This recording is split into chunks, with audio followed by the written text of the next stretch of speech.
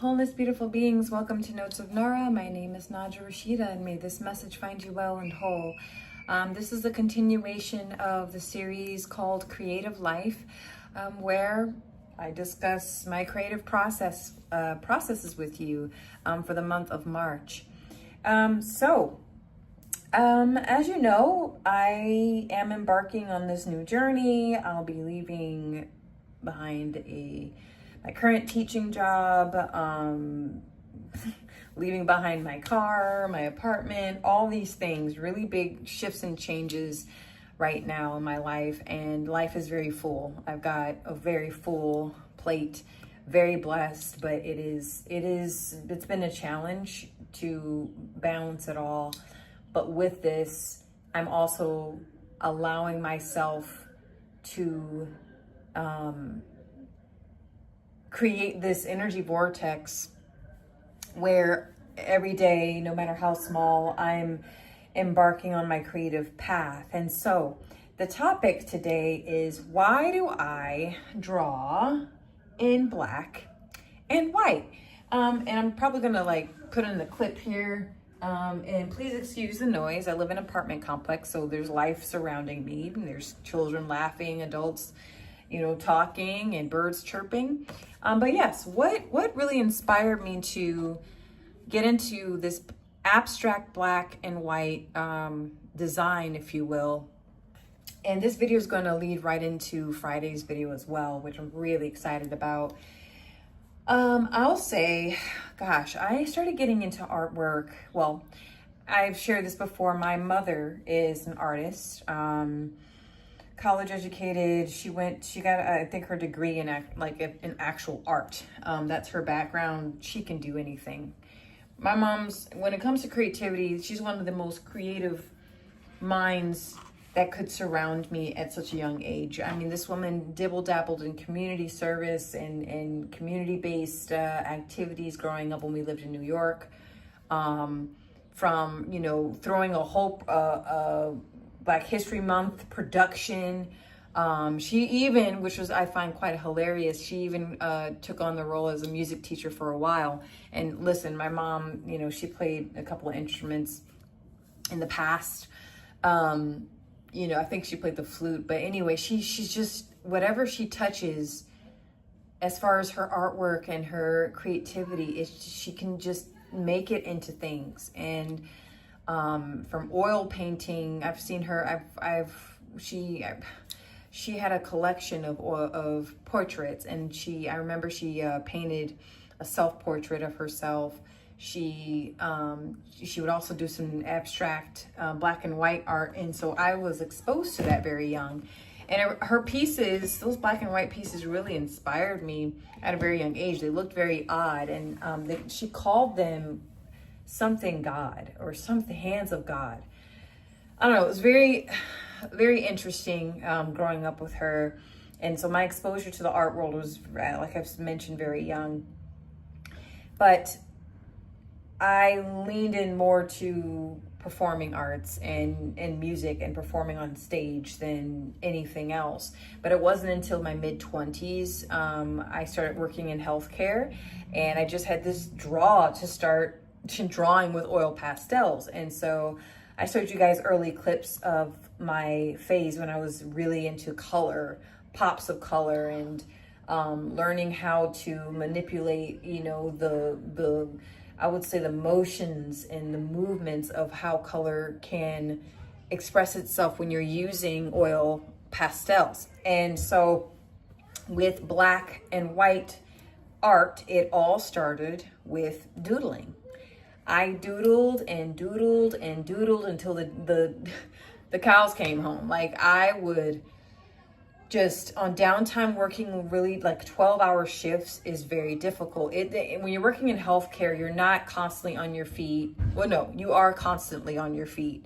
But during those downtimes, you either sit in silence, you eat a snack, you talk to someone, or you just sit and you contemplate, the madness that you're in, right? You have patients that get sick and they die, or you have a patient that has a code blue, meaning their heart stops, cardiac arrest. And so there's a lot of energy, or you have a patient ripping out all the IVs and they're charging right at you, blood everywhere. I mean, I've got great stories, but it took quite a lot for me to get to a place right now where my nervous system needs some serious R&R. My nervous system needs a lot of just I need to be recharged. And I think this move, wherever I'm moving to, that's going to be my main focus, apart from designing the life that I desire to live. And that's an alignment for my purpose and for me, right? I'm not going off on, how many certificates I can get, how many degrees I can get, how much money. Money is nice, right? Money is needed, but it's not just me chasing after a story that doesn't belong to me. So to circle back to the hospital during these long 12, sometimes 16-hour shifts, 3 to 4 times a week, I would just doodle. I would doodle on a little piece of paper where I would keep my patients' notes, and I would always have permanent markers on me because we would always have to label the patient's belongings, and and you don't want to rub it off, and when you wash it and stuff. So we would just carry permanent markers, and it got to a point where black it was my way of like a meditation, like a quick drop in to my body, and it allowed my nervous system to kind of purge a lot of that toxic energy that I would be around, whether that was from nurses or the patients' families, or all the combination of it, right? So that's kind of where the physical, practical part of why how actually I got into drawing with pens and markers and white surface. Over time, I was going through, because I started working in a hospital between 2014 and 2016, so a little over 2 years. But in 2016, I had a major, what people would call spiritual awakening. And I began to see, okay? I began to see with the inner vision, the inner intuition, the inner world, the inner standing, really tuning in and tapping into my true essence beyond the physical form. And no, I didn't take shrooms, or I didn't take ayahuasca, or nothing like that. I'm not gonna say it was all purely spontaneous. It was a meeting of certain individuals and people, but definitely it was just a very powerful moment for me. Because the first one I think was in 2008. And then, nope.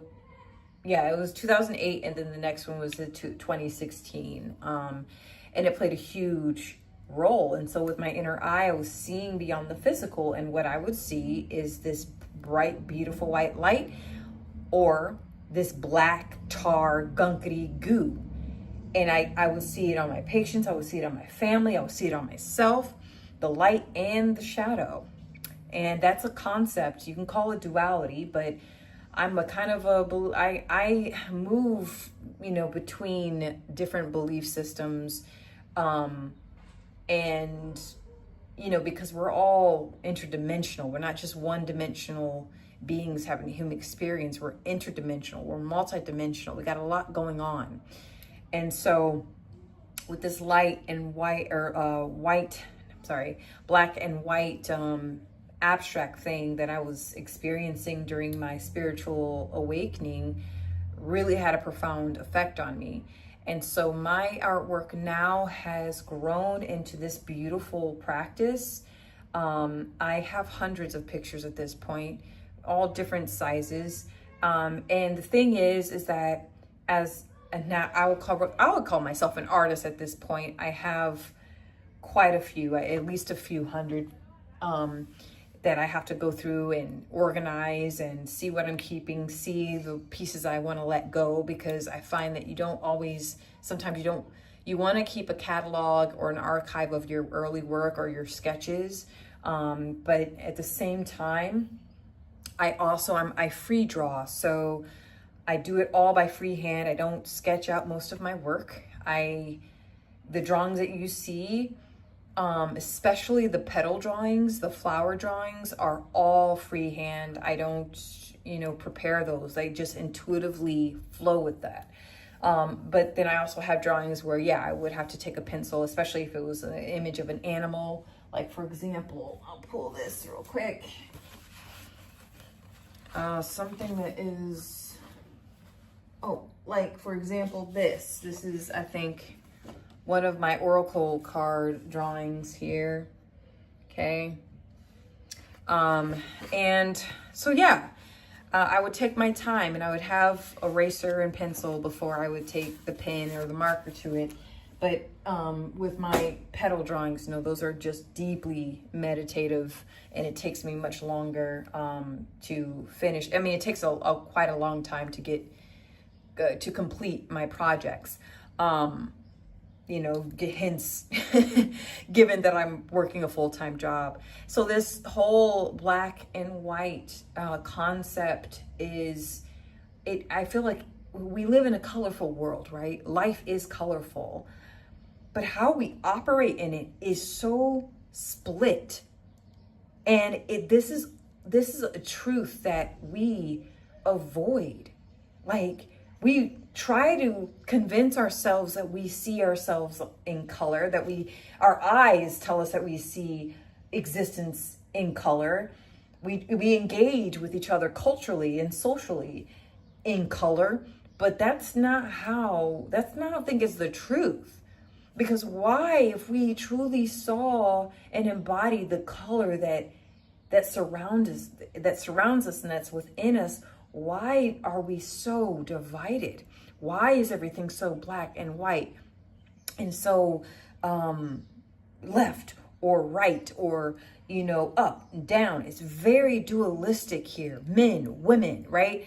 It's split. It's very split. And it's like this cognitive dissonance that I find that, the colors trying to override the black and white, that abstract, right? You have duality, non-duality, duality, non-duality. And, there's so many perspectives on the color black. I look at black as something that's powerful, that's strong, that's mysterious and unknown. That frightens people. And so we're programmed through many monotheistic religions that anything dark or black and mysterious is dangerous and it's evil because it can't be controlled. Black is chaotic, and chaos frightens most people. So there's this, and then we're told and programmed that white is right. And I know that sounds really kind of effed up coming from African American, due to the history, American history anyway. That's an awful old saying. Unfortunately, but culturally, yeah, that's part of it, but that's not what I'm trying to get into. What I'm saying is we have these preconceived programs and conditioning to tell us why or, what the meaning of color is, right? But color to me is, it's feeling. It's a language. It's a language. It's almost like, you know exactly what someone is saying when they're like, oh, I'm seeing red, or she was seeing red. That means she was heated. She was really upset. Or, oh, I'm so blue. I'll have a blue Christmas, right? A sad, very sadness, depressive energy. But with the black and white, it forces you to see the truth. It forces you to look at the mystery, in the unknown, and sit in that. When we close our eyes to meditate, we enter the void of the self or the cell of who we think we are. All we can hear or experience is the echo of the worlds that we're constantly colliding with, right? When we open our eyes, the lights, right? Like, for example, I read in a book years ago that when you look at a color, like let's say the color of grass is green, truly the color of grass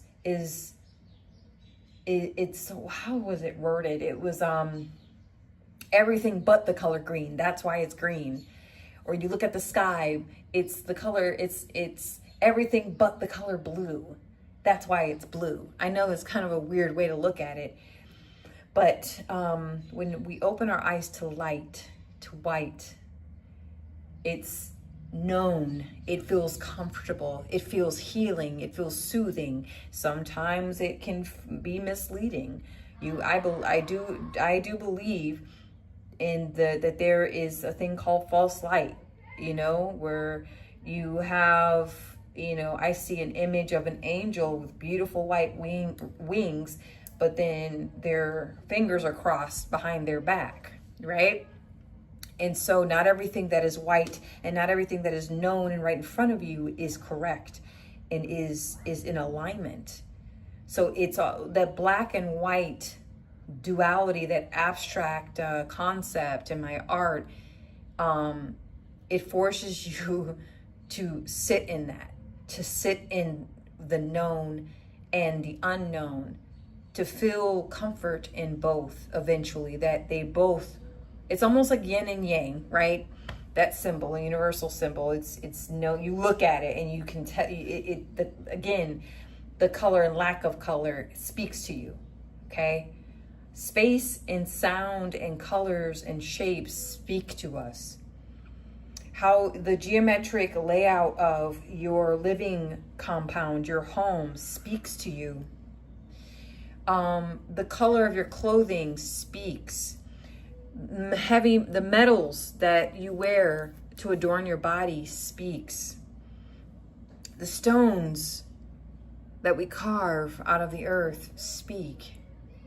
Even the plastic that we wear on our body, okay? Everything is energy. Everything is speaking to you. So with my black and white concept with my art, it comes natural. And funny enough, I get overwhelmed by color. I had a crazy phase of bright colors when I was in college, the first 2 years of college. And I it's very youthful, bright colors, rainbow colors. I really seriously had a thing for anything bright. I bought this, it said Manchester College, bright, hot pink hoodie. I wore the long knee socks, bright colors, striped, anything that could grab attention, anything that was super bright, I wore it. Turquoise scarves, like really, really rich and bright. And as I've gotten older, my wardrobe obviously has changed and it's softer. Either I'm wearing a lot of soft neutrals, earthy tones, or black, right? And sometimes I'll sprinkle some white or creams in there, but it's not that I'm muted, it's more of a grounded, centered self. And so it's very interesting how we wear our clothes and where we're at in our life, how that changes, just like with hairstyles. So yeah, that's why and overall, I could get super, super deep into it, but for the sake of your time, I just wanted to give you an idea because I really feel very called to embark on this journey with you all. And yeah, and given, I'm not like formally trained artist, so I'm having to do a lot of research on like how to protect my artwork, right? Because it's very easy to knock off someone's prints offline and make it your own, if it's not documented right and if it's not watermarked right. And so it's really, to build that name for yourself, it is a risk, but I'm learning quite a lot about, and I'm learning quite a lot about what it takes. And yeah, it's something I have a lot of faith in. And if you resonate with my pieces, stick along for the journey. I have wonderful big plans, and tune in or tune out whenever you feel called to. I'm going to be here as far as I know. And yeah, I have big dreams and big visions, I should say, not dreams, because I want to make it a reality. But yeah, I have hundreds of pieces, As far as how I'm going to get it from, if I do go overseas, which I'm very much in the middle of planning that, that's going to be a huge shift in my life. But I've gone through huge shifts. I mean, I lived abroad before, and I've traveled to multiple countries before. I've traveled all over the US before. So I've been in the area where I live right now for the past, oh my gosh, it'll be 2 years, I think, coming up. Usually I stick around the area 2 to 3 years, you know. I wanted to stay longer for grad school, but as you know, I've shared before, that didn't pan out. Like I thought it would, because again, my soul is calling me in a whole nother space, and to really embark on my minimalistic lifestyle, my values, clarifying my values. And so this channel will be a blend of exploring and honing in on my musical skills, my artistic skills, and my skills as a writer and poet. And you know, I'm still posting poetry on my website through WordPress. You can check that out. But also learning that, you know, I want to build an actual website where it's attractive and it speaks to the message that I'm trying to convey to you all. So again, may this message find you well and whole. I really look forward into the next video with you guys, because I'm going to express or share this wonderful project that just is evolving. And isn't it funny, you've been working, like when you find out the thing that it's like a quiet obsession that turns into something really tangible. And that's what's happened. I'm like, oh, okay. Like, wow, it's just been staring in front of my face for a few years now, and I just hadn't noticed. So yeah, I'll see you Friday, and may this message find you well and whole. Thank you so much for being here and for your support. I really appreciate it. Thank you. Mwah. Goodbye.